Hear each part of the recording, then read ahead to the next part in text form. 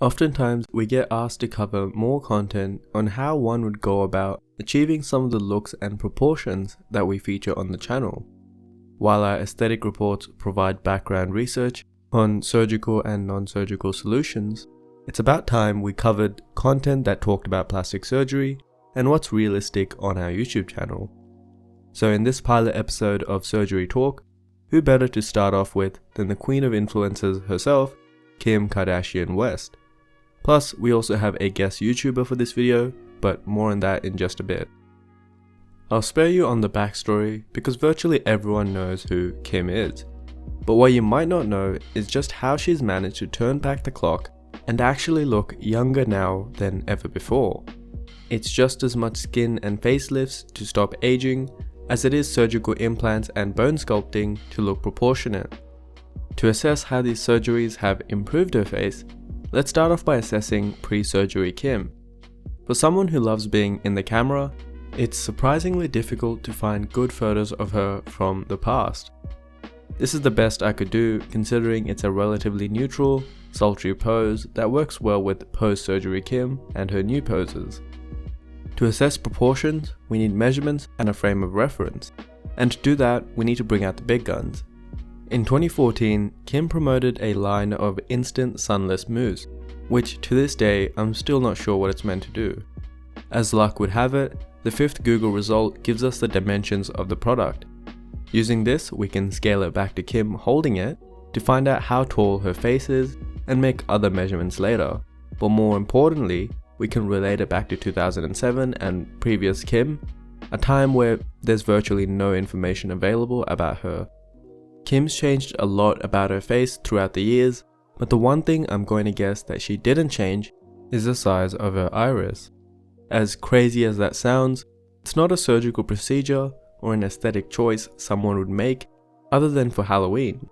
By measuring her iris and assuming it's the same, we've established similarity between old and new Kim, and now we can make measurements and talk about how surgery has changed her proportions. The goal for this series is to invite people who are knowledgeable in aesthetic medicine, such as YouTubers, doctors, and researchers, to give their input on different topics. For this video, I've partnered up with fellow YouTuber Lorry, who makes excellent content on plastic surgery, celebrities, and facial aesthetics, much like we do. She's going to give us the rundown on what Kim's changed, and I'll be interjecting to show how it's affected her aesthetic. Well, thank you so much for that warm introduction. As we all agree, Kim Kardashian is one stunning woman. But what many people don't realize is she's had lots of plastic surgery and cosmetic procedures that have really moved the needle from being just simply a very pretty girl to an amazingly stunning woman. Although Kim started out with naturally high cheekbones, she did have her cheekbones altered by putting in submalar cheek implants, which fit right underneath your natural cheekbone in this area. When you put in these type of cheek implants in people who don't have a soft tissue deficiency, they really give the person a big and round cheek. Whereas before, Kim's natural cheekbones seamlessly integrated with her face, now we notice her cheekbone before we notice the rest of her face. Lorry makes a great point about Kim's cheekbones, in that, to me at least, it's one of her most notable features nowadays. She also mentions submalar implants, which sit under the zygoma to round out sharp cheekbones and basically make them look larger and more imposing. Younger Kim, even after her surgeries, had high cheekbones that were virtually in line with her eyes. On the channel, we've covered ways to identify high and low cheekbones and why that matters in modeling. Older Kim nowadays has much lower cheekbones that are closer to the nose than the eyes. There are many ways to measure cheekbone prominence, such as zonal analysis, Silver's triangle, and Wilkinson's method, all of whom try to find the most prominent point from which cheekbone mass is to be added or removed. Using Powell et al.'s guidelines for cheekbone prominence, we can see that post-surgery and pre-surgery Kim have more or less the same outwardly sized cheekbones. What her implants actually did was add more volume here to make the cheekbone seem larger and achieve a more defined OG curve for the hollow cheek look. If we take a line across the most laterally outward part of her face, or the widest part of her face, aka her facial width, then you can see that the line is much closer to the eyes than with post-surgery Kim. Even with a generous amount of leeway, there's a big difference between 4 and 11, and there's enough of a discrepancy that is visually apparent as well. These implants round out the cheekbones so that the zygomatic arch, or the actual bone structure that forms the cheekbones, appears much larger, which appears to shift this prominent point further downwards. As she ages, unless she keeps getting fillers up into her 80s, this excessive cheek projection and size will come back to bite her as her natural facial fat slowly disappears and the face gets leaner and more gaunt. It's very likely that implants have changed the shape and position of her cheekbones, but haven't added a whole lot more projection. The larger vertical shape only gives the impression of more projection. Kim has had multiple rhinoplasties, but after her second rhinoplasty, I noticed that there was a big change to her upper lip. Naturally, Kim's upper lip and nasal base were really close together, and this gives a really pretty look. In fact, this is the reason why lip lifts are so popular. But after her rhinoplasty, we notice a much bigger upper lip. Now you may be wondering, well, what did she do to her lips? Actually, nothing. What I think may have happened was she had a rhinoplasty that cut these muscles right here. They're called the depressor muscles. They're responsible for your nose pointing in a downward direction when you smile.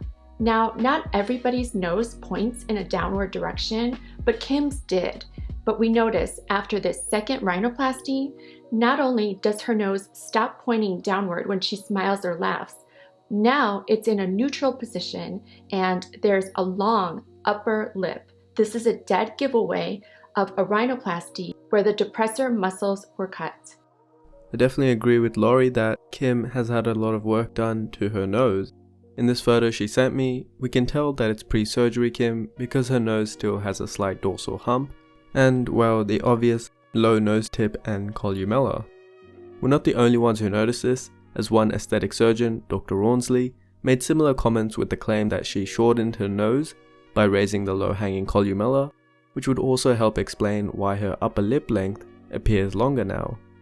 Naini et al. 2008 suggested that philtrum length should be between 18 to 22 mm, and with pre-surgery Kim, it was around 12 mm, and after the surgeries, unsurprisingly, it's within the ideal range at 18 mm.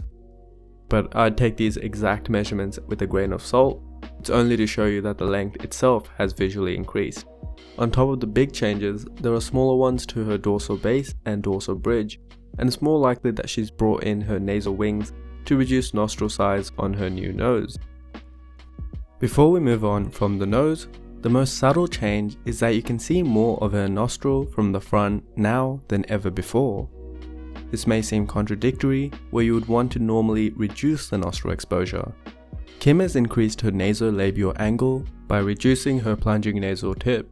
Essentially, her original nose was downturned, and now with surgery it's upturned, which shows more nostril, but that's not a problem anymore either, as she's had the nose wings brought in.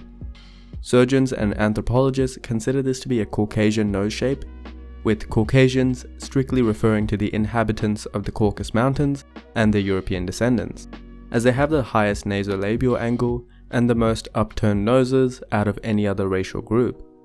It's a shame because Kim's post-surgery nose has lost all elements of her Armenian roots.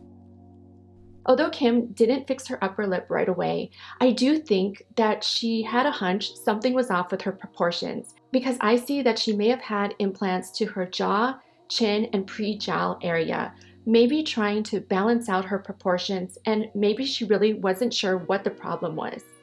In addition to these jaw implants, I see a much cleaner jawline overall. I believe she may have had a submental lipectomy to get rid of any fat that was under her chin. A submental lipectomy or neck lift is a great way to get rid of jowls and to tighten an otherwise drooping jaw contour. As the name suggests, lip coming from lipos, meaning fat or grease, and ectomy meaning to remove, with submental referring to the below chin region. Much like every other facial fat compartment, this region also sags with age, as fat mobilizes due to decades of gravity pulling on it. Also, as you get older, your metabolism slows down, and it's harder to keep the weight off, and your skin loses its elasticity to keep your lower third contour tight and shapely. This region of excess platysmal fat is removed in a submental lipectomy, allowing the skin to hug the lower jaw. I'd guess that she has to get one pretty regularly, given that she's approaching her 40s, but she's also a lot leaner now than she was ever before, with world-class trainers and dietitians, so it could go either way. Also, jaw implants increase her bigonial width, which stretches the skin around her mandible contour much more taut, and is why the jaw looks so sharp nowadays. Simply being leaner can't achieve that look. The wider jaw also helps accentuate the cheekbones much more, which is a common feature that's desired in the West, but rejected in the East. We have a video coming out on East Asian beauty standards next week. Now we're going to add up Kim's procedures and find out how much it costs to look like Kim Kardashian. First, rhinoplasty, $15,000. Lower blepharoplasty, $8,000. Sub-malar cheek implants, $11,000. Endoscopic cheek lift, $17,000. Endoscopic brow lift, $15,000. Upper blepharoplasty, $8,000. Chin shaved or jaw reduction, $19,000. Second rhinoplasty, $15,000. Jaw implants, $10,000. Chin implant, $10,000. Chin wing or pre-jowl implant, $10,000. Liposuction under the chin or lipectomy, $5,000. Third rhinoplasty, $15,000. Medialized corner lip lift, $10,000. Lip lift, $20,000. Canthoplasty, $8,000. Fat transfer to the middle of her face, $10,000. Fat transfer to her under eyes, $10,000. Lower facelift and neck lift, $100,000. Lip filler and Botox maintenance yearly, $10,000. So how much does it cost to look like Kim Kardashian? $326,000. So there you have it. It costs over $300,000 to look like Kim Kardashian, and believe me, people have tried to no avail. Part of the reason is due to her having access to world-class surgeons, the type of people who write the very research papers that we base our videos on. Before we end the video, it's amazing to me that Kylie and Kim started off looking so very different, each having their own unique ethnic features and backgrounds, but with enough surgery and likely sharing the same surgeons, can look so very similar. Special thanks to Lorry Hill for her input on this video, and be sure to show her some support over at her channel, and if you enjoy beauty related research and cultural discussions, subscribe to our channel.